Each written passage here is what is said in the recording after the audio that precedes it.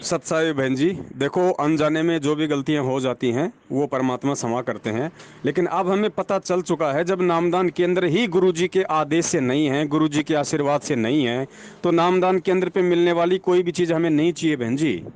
हमें कोई मतलब नहीं है उन चीज़ों से। क्या पता वो किसके चरणों का गंदा पानी है बहन जी, और क्या पता वो परमात्मा के ही वो चरणों का अमृत हो। हमें क्या पता उस चीज़ का? जब नहीं हमें कन्फर्म नहीं पता है तो हमें उसका यूज़ नहीं करना। परमात्मा धरती पे है और ये सत भक्ति है, विश्वास की भक्ति है। बोतल भर के पानी की परमात्मा की जहाँ पे आप आरती करते हो दरबार में, वहाँ पे रख दो और परमपिता परमेश्वर जी से प्रार्थना करो कि हे परमपिता परमेश्वर, दासी पे दया करो और मालिक अपनी सबद शक्ति इस सामान्य से जल में परमात्मा भरो, मेरे लिए तो वही अमृत है। अगर विश्वास है तो बहन जी, विश्वास के बलबूते पे तो परमात्मा ने मीराबाई के जहर को भी अमृत बना दिया। आप तो पानी को अमृत बनाने की प्रार्थना कर रही हो, क्या परमेश्वर वो नहीं बनाएंगे बहन जी? विश्वास होना चाहिए बहन जी, विश्वास है। और विश्वास नहीं है तो चाहे कितना ही चरणामृत पी लो परमात्मा का जा जाके, कोई फायदा नहीं होना। विश्वास रखो, परमात्मा धरती पे है, सच्चे मन से भक्ति पे लगी रहो। छोटी मोटी गलतियां हम जीव हैं, हमसे होती हैं, कोशिश करो ना हो। फिर भी अगर हो जाती हैं तो एक ही सॉल्यूशन है वर्तमान में गुरुजी की अनुपस्थिति में।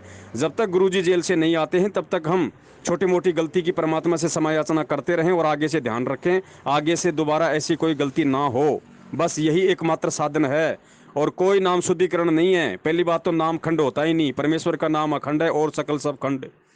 मालिक का नाम खंड हो गया तो पूरी सृष्टि खंड हो जाएगी, क्योंकि परमात्मा ने उस नाम से, उस शब्द से ही पूरी सृष्टि को रचा है।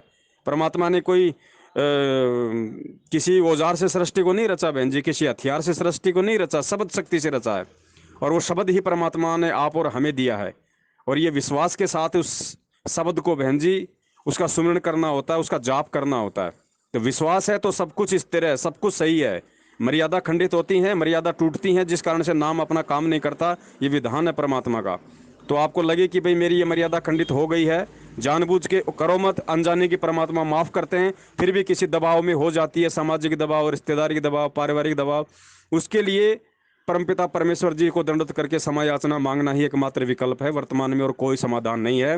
बाकी नामदान केंद्रों पे जाने वालों की क्या दुर्गति हो रही है, वो मध्य प्रदेश में राजगढ़ नामदान केंद्र पे उस बहन के साथ में 8 दिन तक बलात्कार किया गया, वो सार्वजनिक हो रहा सब कुछ। अब की बार संडे को पूरा खुलासा होगा। और बाकी क्या रह गया बहन जी? राक्षस हैं, भगत के वेश में भेड़िए हैं, किन पे विश्वास करोगे? विश्वास करो परमात्मा पे, परमात्मा की भक्ति पे। और ये ऐसा लोक है, गुरु जी ने बता दिया, आप अपनी छाया पे विश्वास भी नहीं कर सकते। अपनी छाया पे भी विश्वास नहीं करना, केवल परमेश्वर पे और उसकी भक्ति पे। बाकी सोच समझ के चलो एक एक कदम। दास भी जो शब्द बोलता है, दास भी जो बात बोलता है, किसी भाई की शंका का कोई समाधान करता है, अगर वो बिल्कुल ज्ञान आधार से है और आपकी आत्मा उसको 100 बार स्वीकार करे तो ही मानो, अन्यथा दास की बात भी मत मानना। क्योंकि अगर दास की उल्टी बात को आप मान लोगे तो आप दोषी होगे। उसमें दास का दोष नहीं है, क्योंकि परमेश्वर ने सबको सद्बुद्धि दी हुई है, सबको तत्व ज्ञान दे दिया। सोच समझ के चलने का सबको अधिकार है, और चलना होगा, यही एकमात्र विकल्प, और कोई विकल्प नहीं है।